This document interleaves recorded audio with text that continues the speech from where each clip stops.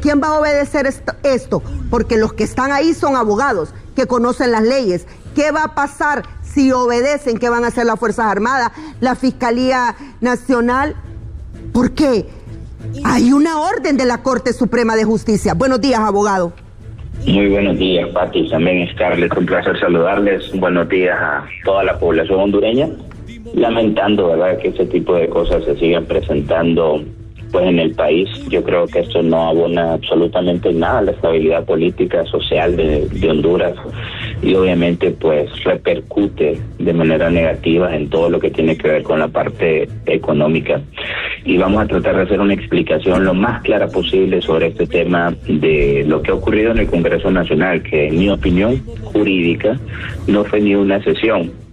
Número uno, ¿por qué? Porque quien convoca a esta supuesta sesión es la comisión permanente. Una comisión permanente que, como muy bien lo señala usted, es una comisión permanente que tiene más dudas que aciertos en cuanto a la constitución de la misma. La Constitución establece con claridad de que para que la comisión permanente se pueda instalar se tuvieron que haber clausurado las sesiones el 31 de octubre del año 2025, hecho que no ocurrió. Lo que pasó fue de que desde el 27 de agosto se dejó de sesionar, llegamos a la fecha del 31 de octubre y el 1 de noviembre lo que hizo el señor Luis Redondo fue venir y decirle que se había instalado la comisión permanente. Esto a pesar de que la mayoría de diputados en fecha anterior, 28 de octubre, había sesionado con el propósito de ampliar el periodo de sesiones, lo cual a todas luces se puede ver como, no le puedo llamar ni estrategia, sino una artimaña política con el propósito de tener el control de un poder del Estado tan importante como el poder legislativo. Entonces la convocatoria como tal no tiene ni fuerza legal ni tampoco constitucional. A pesar de ello vienen y se reúnen. Se reúnen, sostienen una supuesta sesión en donde lo que abordan son temas de carácter electoral. Ya la Constitución de la República es clara en el artículo número 51, en que todo lo relacionado con temas electorales a quien le corresponde conocerlo es a un órgano denominado Consejo Nacional Electoral, y en lo que corresponde a los temas de justicia electoral al Tribunal de Justicia Electoral. Y que para que cualquier asunto que conoce el Congreso Nacional relacionado con temas electorales se debe conocer previamente lo que es la opinión de este órgano electoral cuyos representantes fueron nombrados por el Congreso Nacional de la República, órgano electoral que tiene independencia, autonomía, que tiene también como un órgano derivado de la Constitución de la República sus atribuciones muy bien definidas, y que no tiene subordinación de los poderes del Estado, justamente para tratar de garantizar que la función electoral, como lo manda la Constitución de la República, pueda ser ejercitada sin ningún tipo de injerencia, lo cual fue vulnerado en esta supuesta sesión desarrollada hace 2 días, en fecha 8 de enero. Con esto, Pati, Scarlett y población hondureña, además, al abordar asuntos de carácter electoral, y yo invito a la gente a que lea la Constitución de la República, que busquen ese artículo 51 para que vean de que lo que nosotros estamos exponiendo ya está de manera taxativa dentro de la Constitución.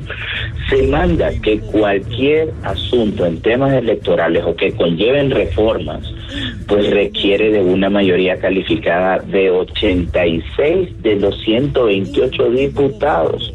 En esa reunión que hubo en el Congreso Nacional, pues hasta donde yo sé, no pudieron comprobar pero ni el quórum de los 65. Me dicen de que solamente estuvieron 63 personas. Y mucho menos pudieron entonces alcanzar el quórum de las 86. La mayoría de las personas que estaban ahí, diputados revestidos de autoridad por mandato del pueblo hace 4 años, eran diputados suplentes, no participaron ni los diputados propietarios, y tal como lo señala usted, termina exactamente igual que como entró, teniendo sesiones únicamente con los diputados suplentes, y eso es un mal precedente. Además que lo único que estaban representados no era la fuerza plurinacional, es decir, todos los partidos políticos. Ahí lo que teníamos era la representación de un solo partido político, que era el Partido Libertad y Refundación, y es lo que señala como preocupación la Organización de Estados Americanos, de que se pretende nuevamente obstaculizar, obstruir el proceso.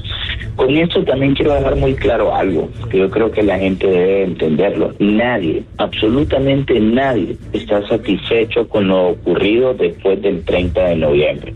Pero sobre eso también hay que hacer un análisis bastante exhaustivo, porque creo que cuando nos quedamos únicamente en un análisis así bien simple, pues nos damos cuenta de que hasta podríamos llegar a justificar este tipo de cosas como las que ha hecho don Luis Redondo y un grupo de personas. Pero lo que ha ocurrido aquí es que el proceso electoral en todo momento fue torpedeado, saboteado, lo vivimos en el proceso primario, lo vivimos en los preparativos para las elecciones generales, lo vivimos después de las elecciones generales. Si aquí lo destacado en realidad es la participación de la ciudadanía hondureña, que salió a votar con convicción, con determinación, pero sobre todo con la esperanza de que los problemas de Honduras, y que lo ha creado la clase política hondureña, que es la responsable en su totalidad, pues pudiéramos tener paz, tranquilidad. Si los hondureños lo que mandamos fue un mandato claro, que no queremos más relajos, que no queremos más confrontaciones, que lo único que queremos es que nos dejen vivir en paz y poder trabajar y tener oportunidades en el país, pero ese mandato no fue entendido. Después del 30 de noviembre continuaron todas las interrupciones, manifestaciones, problemas, interrupciones para el conteo de votos. Hoy vemos situaciones muy particulares, como lo que ocurre con la alcaldía de Tegucigalpa, que en mi opinión, así se lo digo, se deberían de contar esas 435 actas, porque lo que están pidiendo es el conteo de esas 435 actas, que la misma declaratoria del CNE establece de que no puede haber certeza matemática ni jurídica de quién fue el ganador. Entonces, eso tuvo que haberse hecho, pero nuestra institucionalidad lamentablemente nos ha fallado de una manera sorprendente, creo, para muchos. Pero a pesar de ello, se saca la declaratoria. Mire lo irónico de la vida. La declaratoria que saca el Consejo Nacional Electoral, pues para bien o para mal, si a algunos no les gusta, no es utilizando o instrumentalizando las instituciones del Estado, impidiendo de que se publique en la Gaceta dicha declaratoria, cómo se frena esto. Y eso fue lo que hizo el Poder Ejecutivo, ha frenado la publicación de esa declaratoria, lo cual, nos guste o no, como le digo, pues revise de todas las formalidades. Y si hay alguien que no le parece, lo que tiene que hacer es acudir ante los mismos órganos que el Congreso Nacional ha creado, que en este caso es el Tribunal de Justicia Electoral, o lo que creó el constituyente desde 1982 como ser la Corte Suprema de Justicia. Esas son las vías constitucionales y legales que tenemos si no estamos de acuerdo con la declaratoria, pero el Congreso Nacional no tiene vela en este entierro, mucho menos cuando no tiene ni quórum para sesionar, cuando no tiene la competencia, cuando se está entrometiendo en asuntos de carácter electoral que le corresponden a un órgano derivado de la Constitución.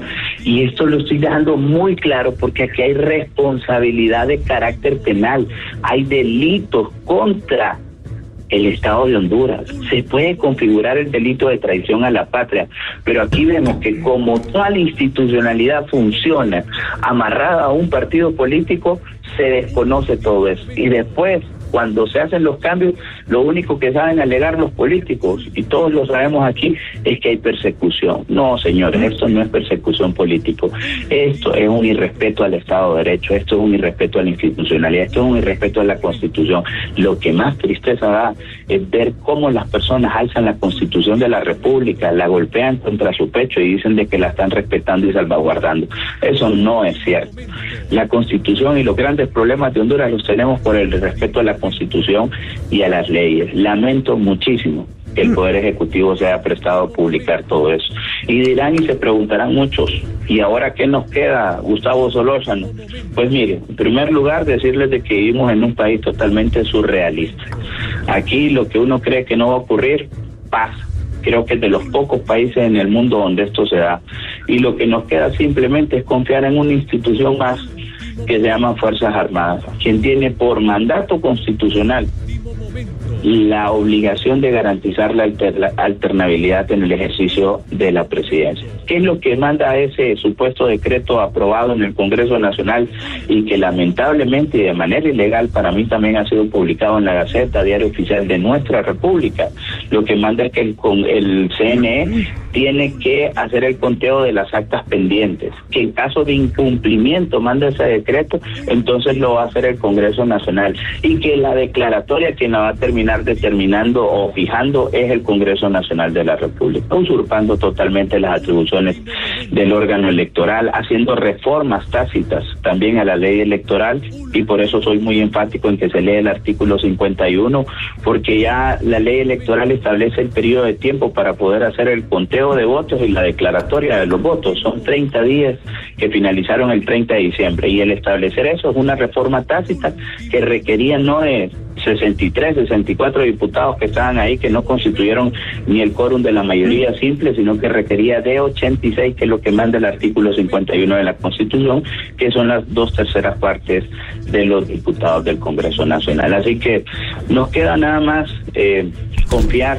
en Dios, confiar en esa sabiduría que pueda dar todavía a buenos funcionarios que hay, confiar en nuestras Fuerzas Armadas que garanticen la alternabilidad. Y lo que va a ocurrir después, y pues tengo que coincidir en esto, si las Fuerzas Armadas cumplen con su rol constitucional, después lo que van a venir a alegar personas que no estén de acuerdo con lo que pueda hacer Fuerzas Armadas es que les han dado un golpe, bajo esa retórica que nos tuvieron lamentablemente durante mucho tiempo, y que parece que vamos a continuar escuchando todo esto. Aquí no hay madurez política para aceptar los resultados de la población hondureña. Como le digo, yo no estoy avalando lo que ocurrió, porque para mí dejó mucho que desear todo lo que ha pasado, pero es de entender también que durante todo el tiempo el proceso electoral fue saboteado, como que en Honduras se quería de que no existieran elecciones. Es lo que le podría aportar Mariel, Pati y Scarlett. Muchas gracias, abogado.